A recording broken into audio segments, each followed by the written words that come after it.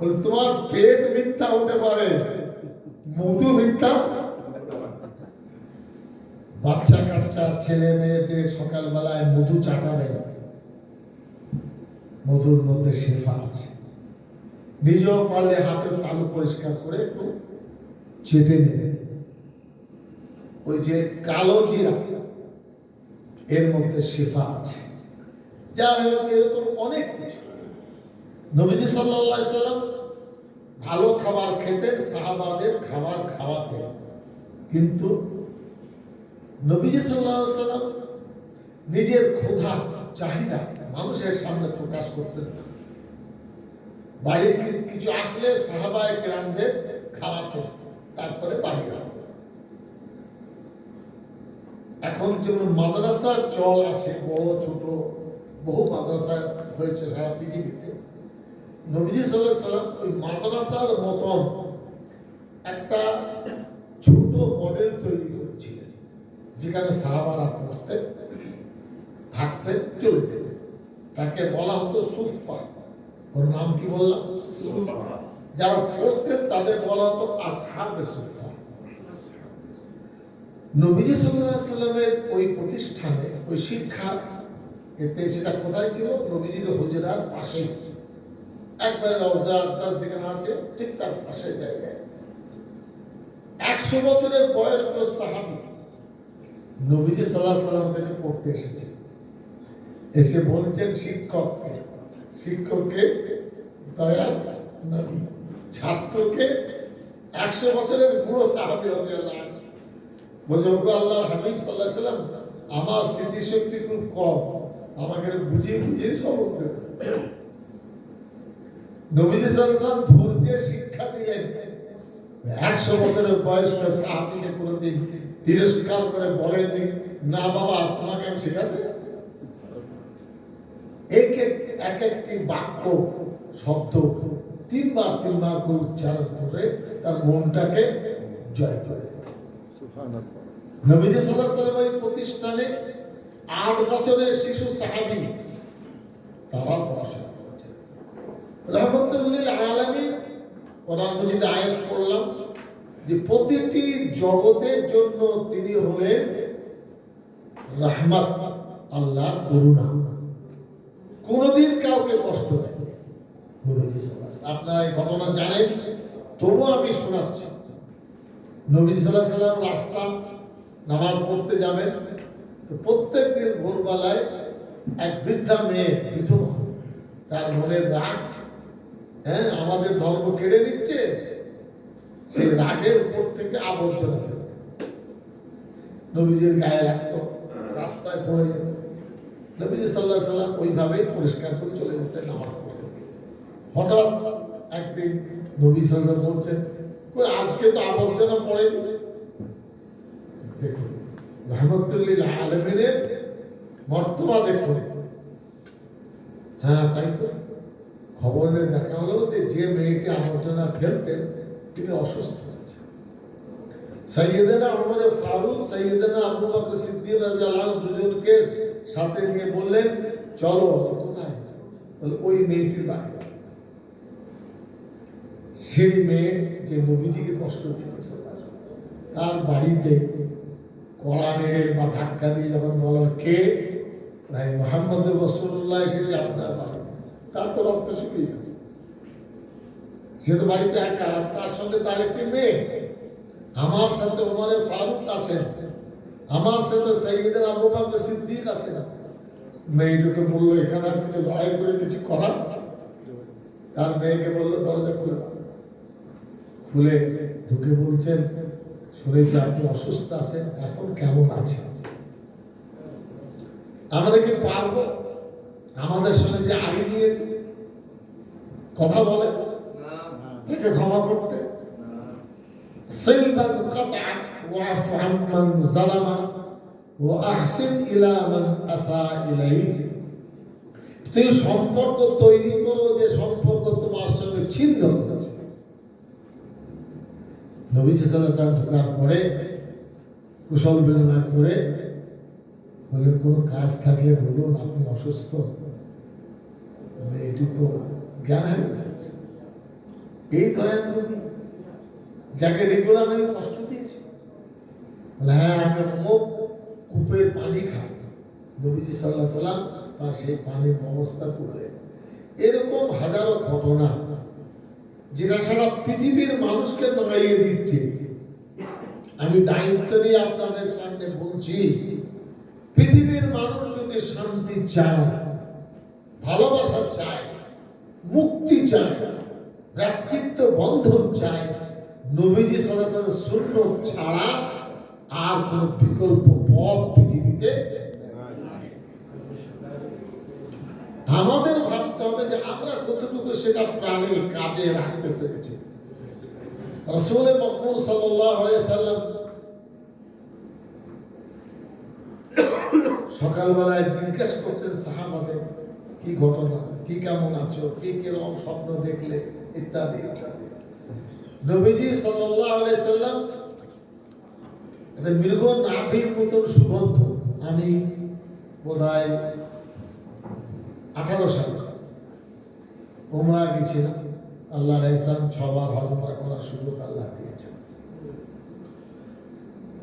Medina তাইয়্যিবায় এক আমার পরিচিত ব্যক্তি, তার গাড়ি দিয়ে আমরা হোটেলে আসবো, রাত্রে খাওয়ার দাওয়াত দিয়েছিলেন। বললেন, চৌধুরী সাহেব, এই যে দেখছেন এই জায়গাটা এখন বিল্ডিং করে দিয়েছে, এখানে তো মাটির ঘর ছিল। ভালো করে শুনুন, কি ছিল? মাটির ঘর, ছোট ঘর ছিল। ওখানে নবীজি সাল্লাল্লাহু আলাইহি সাল্লাম এক রাত আরাম করেছিলেন, থেকেছিলেন। 1400 বছর ধরে সেখানে সুগন্ধ ফুটেছিল। আরবের বাদশাদের মেজাজ যখন বিগড়ে গেছে, ভেঙে দিয়ে সেটা যাই হোক কিছু সরকারি কিছু করেছে। রাসূল মুহাম্মদ সাল্লাল্লাহু আলাইহি সাল্লাম আল্লাহর কাছে সব থেকে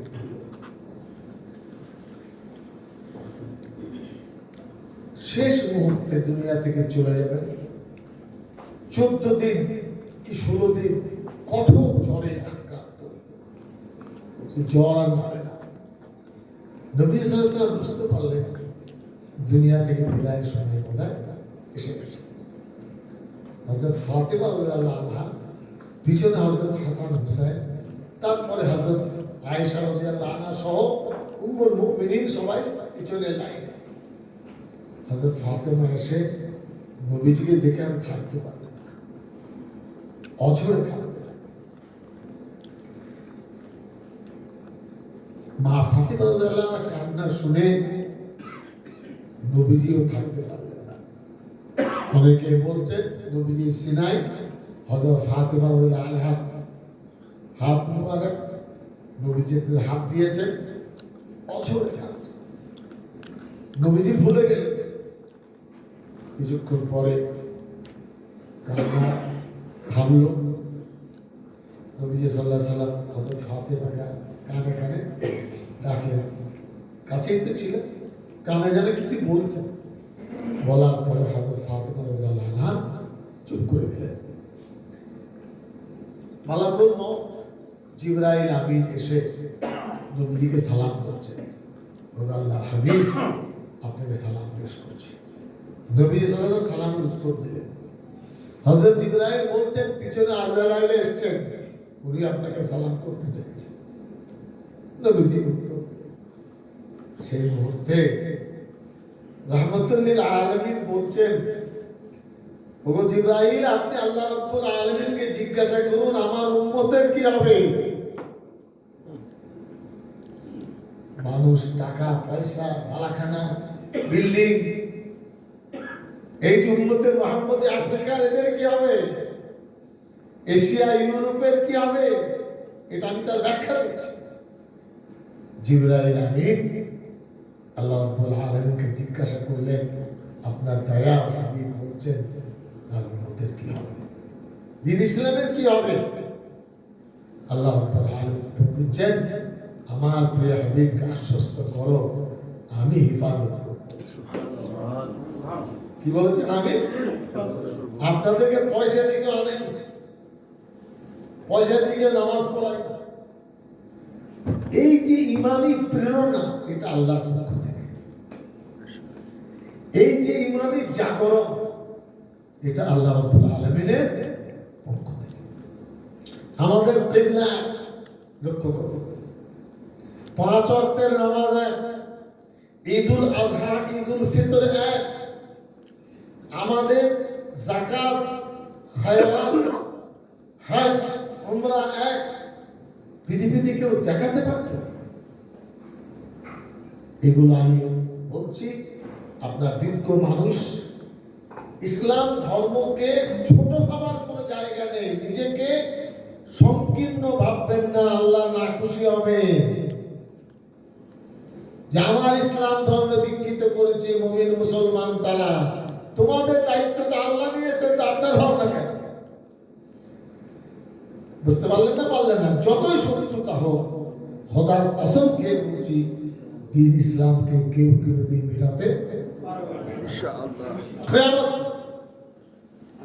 নবীজি সাল্লাল্লাহু আলাইহি ওয়াসাল্লাম যখন বিদায় হজ করেছিলেন 10 হিজরিতে, 1 লক্ষ সাহাবায়ে কেরাম সঙ্গে হজ করেছিলেন। মাইকের ব্যবস্থা ছিল না, কিন্তু নবীজির বরকত সমস্ত সাহাবীরা শুনতে পেয়েছেন কি বলেছেন হজ্জাতুল বিদা। এই খুতবাটা, এই বিবরণটা কিয়ামত পর্যন্ত উম্মতের জন্য পথ প্রদর্শক, লাইন অফ অ্যাকশন, গাইডলাইন। নবীজি সাল্লাল্লাহু আলাইহি ওয়াসাল্লাম পৃথিবীর মানুষকে শিক্ষা দিয়েছেন। আমি আপনাদের সামনে পড়েছি, নবীজি বলেছেন বুইস্তু মুআল্লিমা, আমাকে সম্মানিত শিক্ষক করে নবীজি পাঠিয়েছেন। এই শিক্ষকের উপরে কোনো কথা চলার কোনো জায়গা নেই। আমি আপনি কথা বলি, ভুলও বলি, ঠিকও বলি, সত্য বলি, অনেক অসত্য বলি, কিন্তু নবীজি সাল্লাল্লাহু আলাইহি ওয়াসাল্লাম প্রসঙ্গে কোরআন মাজিদ আল্লাহ স্পষ্ট ভাষায় লিখে দিয়েছেন, ওয়ামা ইয়ানতিকু আনিল হাওয়া ইন হুয়া ইল্লা ওয়াহয়ু ইউহা। নবীজি নিজের মন গড়া কোনো কথা,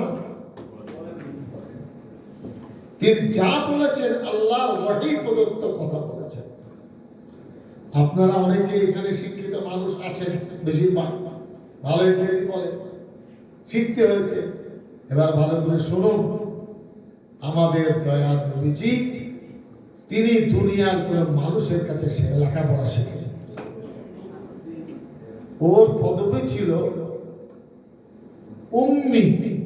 উম্মির বাংলা ভাষা হলো পড়ুয়া নয়, আনপড়। কেন ব্যাখ্যা শুনে?